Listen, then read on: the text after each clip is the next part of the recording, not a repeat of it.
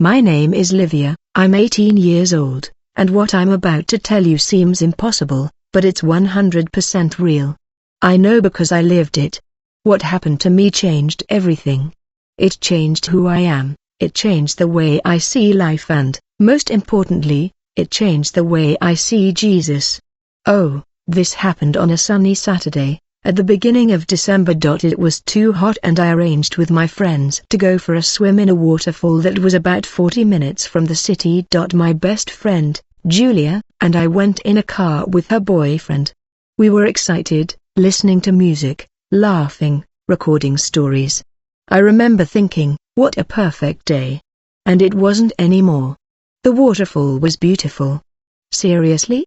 It looked like a movie set. The water falling strongly, the sound echoing, the smell of wet vegetation. We climbed up a small trail just to take some photos from up there. But in one of those moments I stepped wrong.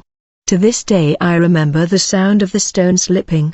There wasn't time to scream. I just felt my body hit the water below with all its might and then nothing. You know when the sound disappears. When it seems like the world goes silent, that's how it was. At first, I thought I had fainted, but suddenly something got strange. I didn't feel the weight of my body, no pain, no cold, nothing.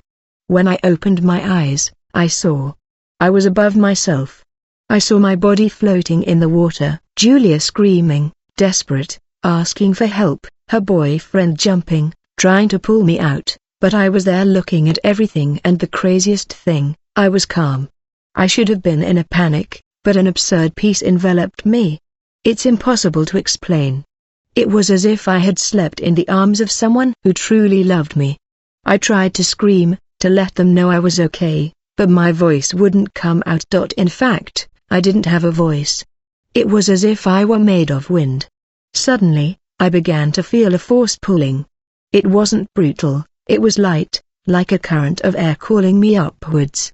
And I went without fear, without effort. Everything around me became clear. A soft light began to envelop me. But it wasn't light that hurts the eyes, it was a light that seemed alive. It was warm, but it didn't burn. It was love in the form of clarity. And in the middle of that light I heard a voice, but it wasn't a voice that came from outside, it was from within. Livia. When I heard my name, my heart, if I still had one, seemed to stop, because I knew who it was. I knew, it was Jesus. To this day I get chills just remembering. When I heard that voice saying Livia, it seemed that everything inside he recognized me. It wasn't fear, it was like longing, a longing I didn't even know existed. I looked where that light was coming from, and in the middle of it I saw a figure approaching. I couldn't see his face properly because it was so bright, but I knew. It was him. I fell to my knees without even thinking, but it wasn't out of obligation, it was because I simply couldn't stand before him. The presence of Jesus was so strong, so pure, so alive, that it seemed that everything I had ever been, every mistake, every lie, every bad thought came to the surface and was swallowed by that love. I started to cry, but it wasn't from sadness. It was as if my heart exploded with peace. You know when you feel you are exactly where you should be? That was it. He approached, placed his hand on my shoulder, and when he touched me, everything became even clearer. Don't be afraid, Livia, I'm here. His voice wasn't deep or soft, it was both at the same time. It felt like every word touched not only my ears, but every part of me. I tried to speak, but no sound came out. He smiled and said, "Do you have questions? And I'll show you what you need to see." Then suddenly the light around us began to move, and we were in a different place. It wasn't heaven or earth, it seemed like a space between the two. And then the first vision began. The first thing I saw was the earth, the planet itself, spinning, beautiful, full of colors, blue seas, green forests, snow-covered mountains. But as I looked, the colors began to change. The blue turned gray, the green dried up.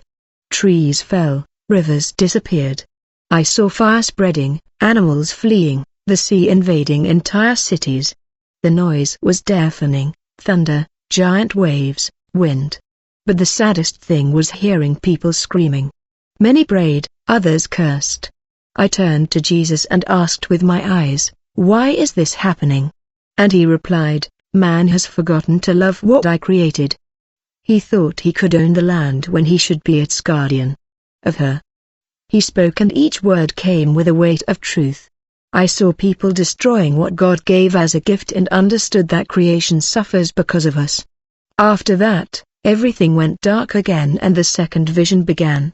Now I saw cities full of buildings, lights, technology, but even with so much light, the air was heavy.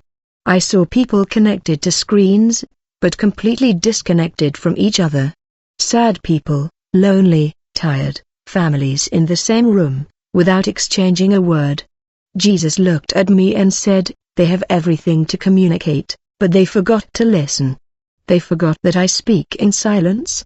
At that moment, I cried because it seemed like he was talking to me.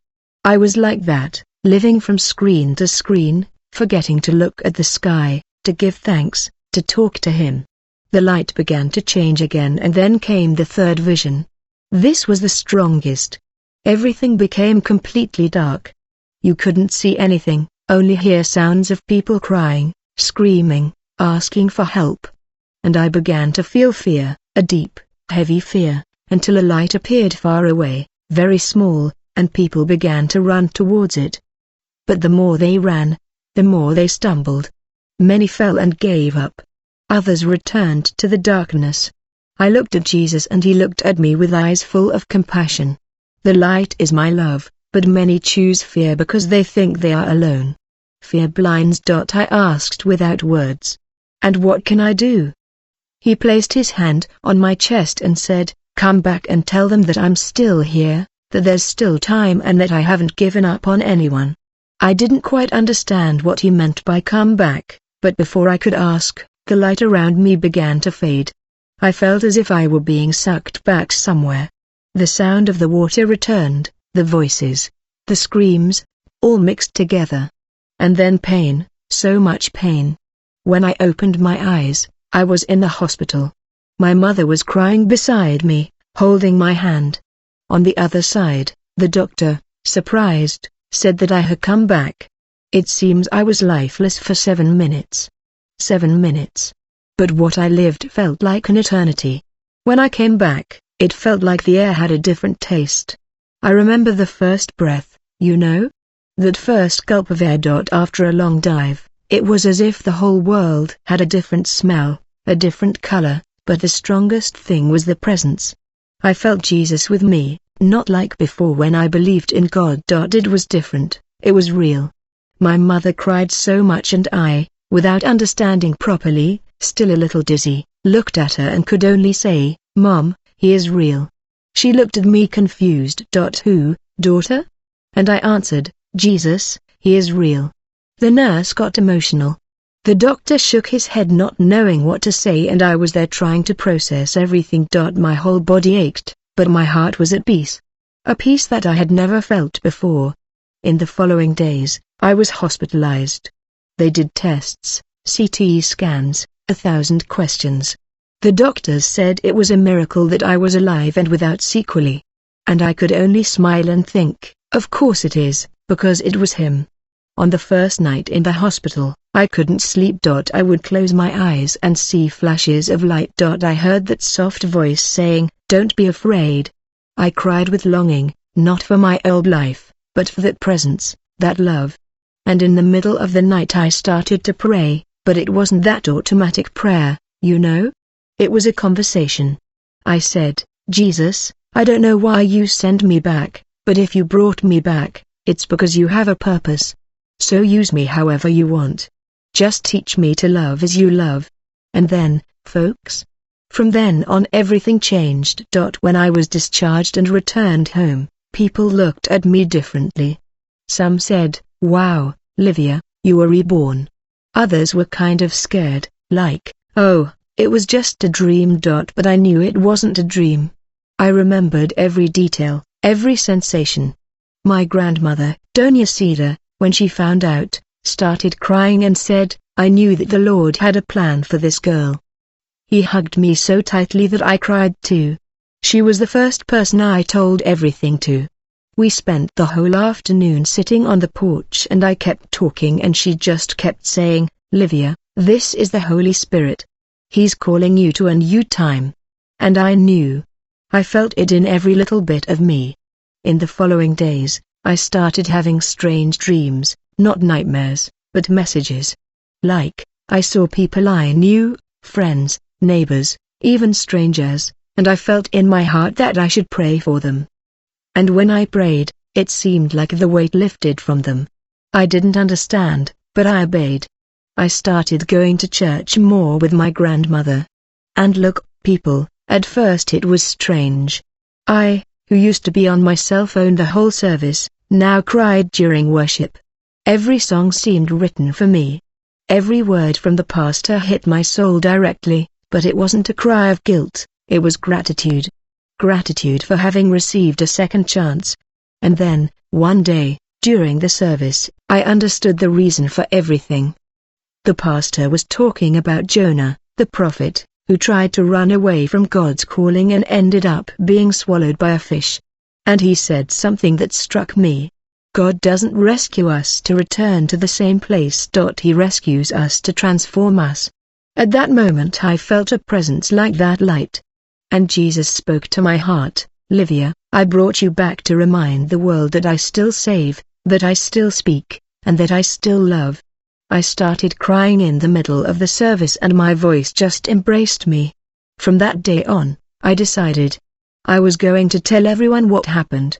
In the beginning it was difficult. I recorded videos, but I deleted them.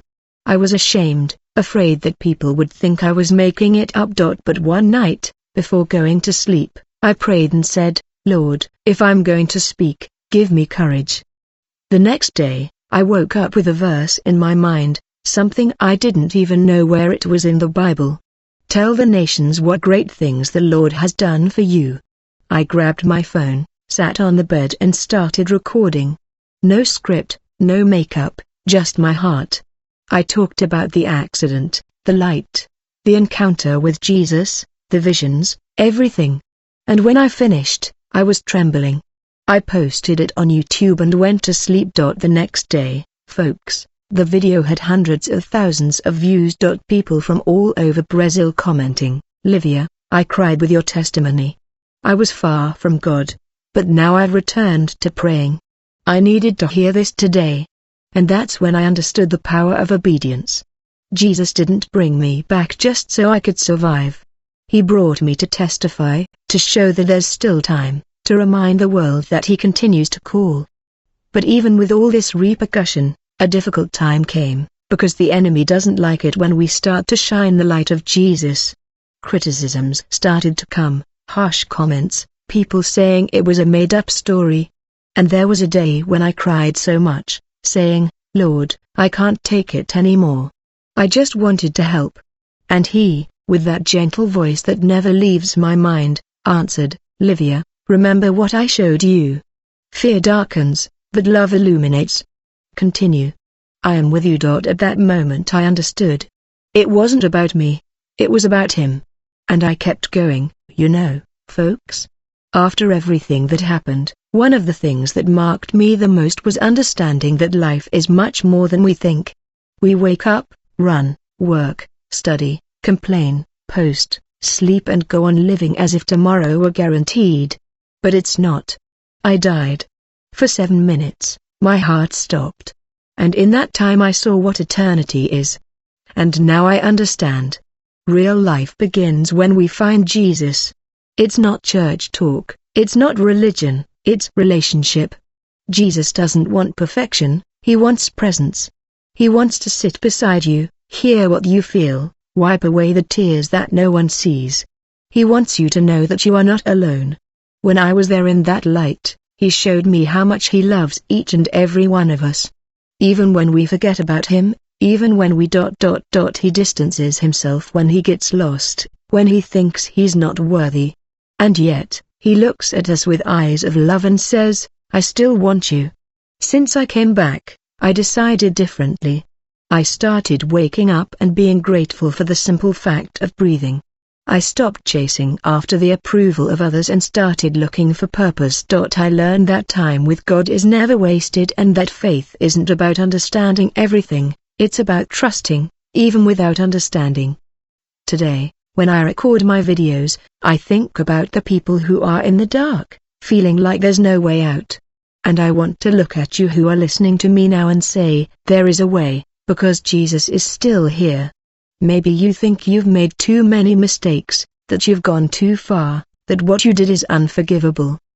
But let me tell you what he told me there in that place.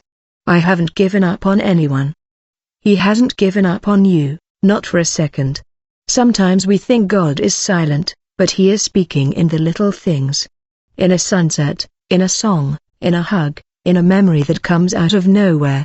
He is calling you back home. And I know because it was like that with me.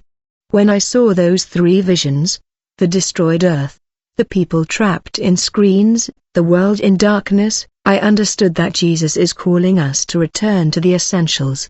To love, to forgive, to care, to pray. We live in a time when it's too easy to get lost and too difficult to stop. But what I learned is that the soul needs a pause to hear his voice. And it is in that pause that he heals. I'm not perfect, okay? I still make mistakes, I still doubt, I still cry, but now I know where to run when everything falls apart. I run to Jesus because I know he is real and I wanted everyone to feel what I felt there. That love that doesn't demand, that doesn't weigh you down, that doesn't require, it just embraces. So, if you are listening to this now and feel an emptiness, a sadness, guilt, anything, stop for a minute. Close your eyes and talk to him. You don't need pretty words. Just say, Jesus, I'm here. I want to feel you. Show me that you are real and wait because he will show you. Maybe not in the way you expect, but in the way you need. Many people ask me, Livia, aren't you afraid of dying after what happened? And I always answer, no, because I've known true life and true life is being with Jesus. Since that day, I only want people to know that he still speaks, he still heals, he still saves and that there is no heart so broken that he cannot rebuild. She takes a deep breath, looks at the camera and smiles with tears in her eyes. If you've gotten this far and felt something peace, a shiver, the urge to cry, don't ignore it. It's the Holy Spirit touching your heart. He's calling you and maybe today is your day to say yes. Jesus is knocking on the door and all he wants is to come in. I, Livia, was dead for 7 minutes. But today I know that it was in those 7 minutes that I was truly born. And everything I lived through, I would live it again, just to be able to tell you now. He is real, he loves you. He is waiting for you. She smiles with tears falling. Thank you, Jesus, for giving me a second chance. And thank you for listening to what I went through. Now go, close your phone for a moment and talk to him. You have no idea how much he wants to hear from you.